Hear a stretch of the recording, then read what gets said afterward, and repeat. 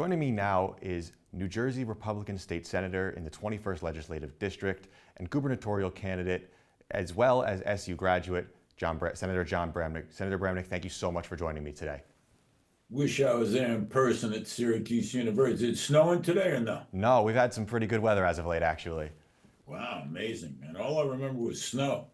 Yeah, I mean, we've been missing a little bit of snow this year, actually. We're a lot behind. Good. Yeah. So just to start off with your time at Syracuse, you actually have a pretty funny story about your application. You had a pretty famous person around here as one of your recommendations. Could you tell me about that? So I was living in Plainfield, and I told my mom I have an application for Syracuse University, and she said, I want you to go next door and speak to Mrs. Myron. I said, okay, I go over there. And she says, hi, Johnny, how are you? I said, good. Says, you're applying to Syracuse? Yeah, okay. I want you to use my brother as a reference. I said, yeah, whatever you say. I mean, I don't know, I'm 17 years old. She says, hold on. She dials the phone. Sam, it's Estelle. So Estelle Myron was Sam Newhouse's sister. She said, Sam, Johnny Bramnick's here. He's going to use you as a reference, okay? Sam says, okay, let me speak to him. Hey, John, it's Sam Newhouse. How you doing? I said, good.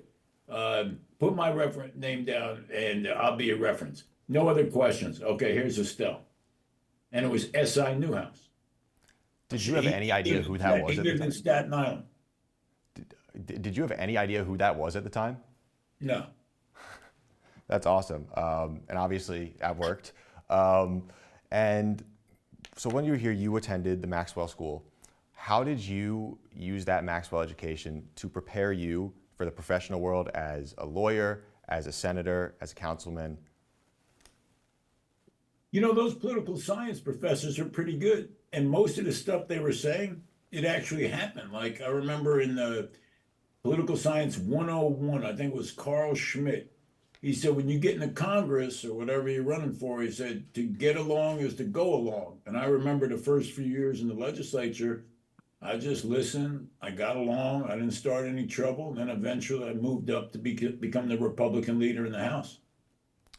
Thank you, Carl Schmitt, Maxwell School, Political Science 101. And what would you say is the biggest lesson you learned in those courses? The biggest lesson in political science, I think, is probably to listen and get along with people and have some civility, which I've taken with me since I've left. Back then, and hopefully we'll see it in the future, is, you listen to the other side and you get along with both sides of the aisle. I mean, that's how it used to be. Now you have this theory that hate is a political strategy. I mean, it's ridiculous, but it seems like it's catching on. And I know you've mentioned in the past you think it's very important to reach across the aisle and work with both parties. Why do you feel it is so important? Well, when you look at presidential elections and 51% are on one side and 49% are on the other side, or in state elections, 51, 50, 49, why do you think you're going to get everything? I just don't understand the people who think, it's my way or the highway when half the people are voting for your opponent. And now you are, obviously you're running for governor. Could you tell me a little bit about why you're running? Does that have to do with that, want for sort of a bipartisanship? New Jersey is a one-party government state. Phil Murphy, the governor, was reelected again. The legislature is a Democratic Senate and Democratic Assembly. So there's no balance in government. And when you have one party, it seems as if the party, regardless of which part it is, tends towards the extreme. And I'm running because, I'm a Republican that I think can bring balance back to state government as opposed to one-party rule. I don't think anybody wants extremism in government. That's what you get when you have one party. In this case, it's the Democrats in Trenton. And you've defined yourself as more of a traditional Republican. Could you tell me a little bit about what those beliefs are? Yeah, that's pretty simple. Smaller government, lower taxes, and law and order. So when we've been defined as the party of Trump, we lose. When people want balance, they want a traditional Republican. They don't want an extremist. They don't want anybody who preaches hate. They don't want somebody who denies elections when the court says there's no reason for that. They don't want people who won't stop a riot on January 6th, but they'll vote for a Republican if they trust that Republican. And as a more traditional Republican, how do you plan to appeal to the left as well as the far right? Well, those are two different questions. If you're talking about the far, I'm in a primary, so I think I have to appeal to the far right. And what I say is, I'm the only one who can win. How's that grab you?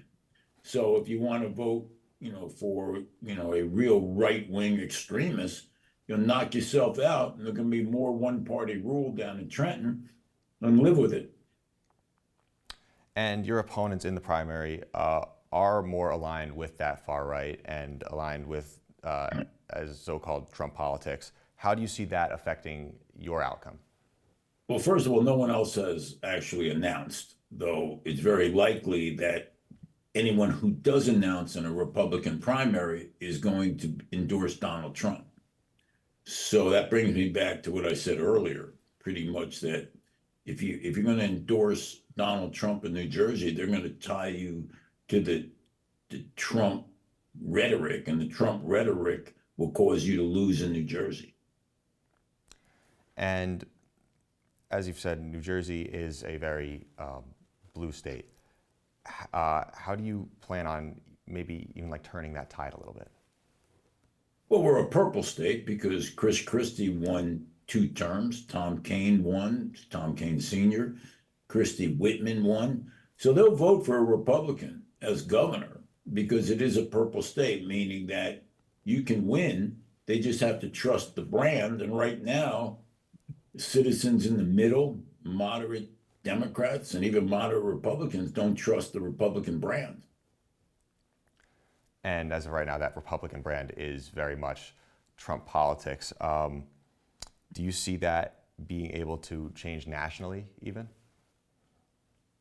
Well, it changed when Biden was elected because Trump lost. And we'll see in November, but I don't think that that Trump is the best candidate for the Republican Party if you really want to beat the Democrats.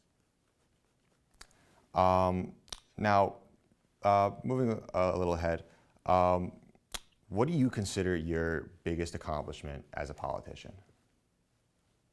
Well, as a Republican, I was able to lead the Republican caucus for a decade and bring some moderation to tax policy. We put a cap on municipalities at 2%, which stabilized property taxes. I got rid of the estate tax. I led the charge to put defibrillators in schools. I led the charge on the Consumer Affairs Committee to protect consumers from abuse both on social media as well as telephone, I'll call it interference and harassment. After 10 or actually 20 years in the legislature, I think I brought both civility and fiscal restraint to Trenton. And the one thing you mentioned the defibrillators, getting those just in every school. Do you think that should be a standard across the nation? 100%. And it took us approximately 5 years to get Janet's Law done. But you have a fire extinguisher in every school. The defibrillators in every school, really can save lives. And you're more likely to use the defibrillator than you would a fire extinguisher. And so you are also, before you were a politician, you were a personal injury lawyer. What kind of similarities do you still are? Yes. I still have the firm of Bramnick Law. Mm-hmm. Yes. So what similarities do you see between being a personal injury lawyer and a politician? I sue insurance companies and I represent only people. I don't represent companies. And that's what I do as a state senator, as an assemblyman. I represented people, whether it be against the government or against corporations. I've always been with individual people. My clients are just individuals. And I think that's why my fit is really good in politics, because I don't represent companies. So by not representing companies, no one really controls me. There are a lot of politicians who work for companies or still work for companies or work for the government, and they've got a second master. That master is some entity other than the people. I have no other master. And now you mentioned how you work for the people.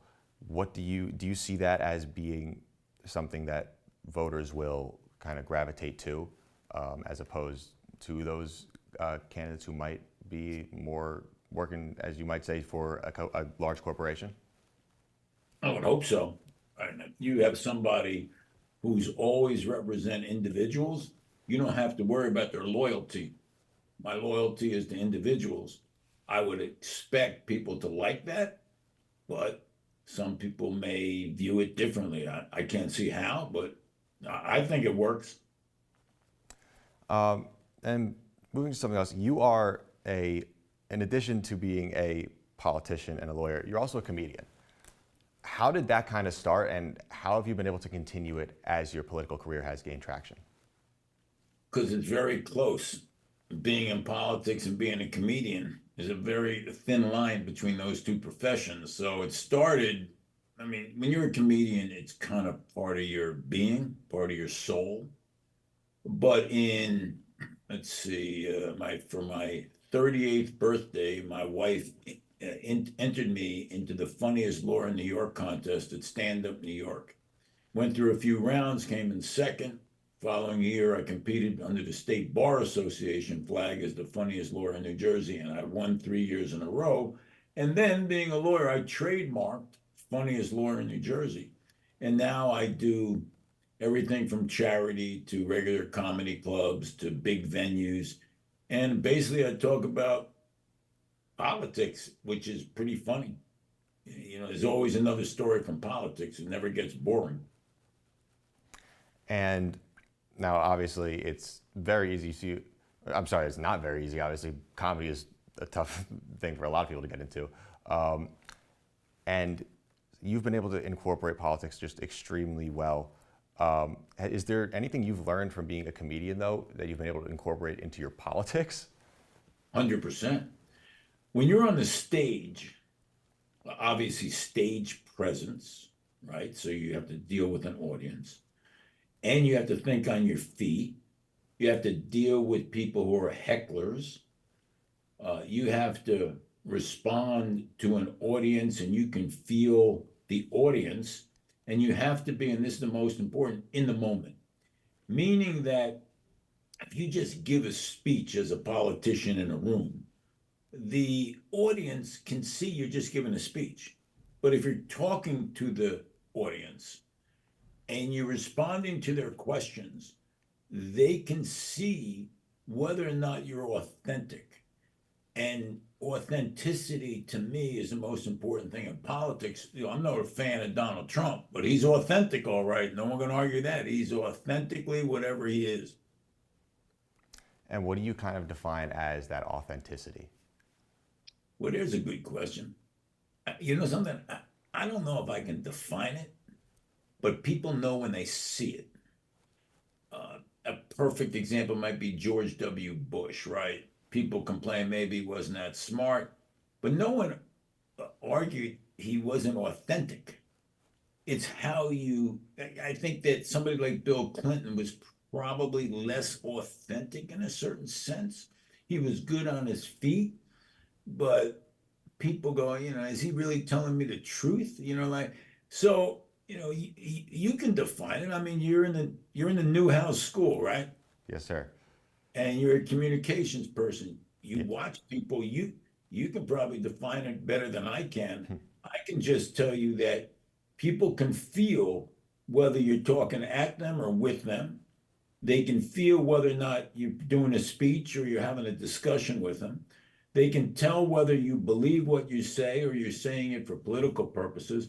I think authenticity is the most important part of being successful in a lot of areas, not only politics.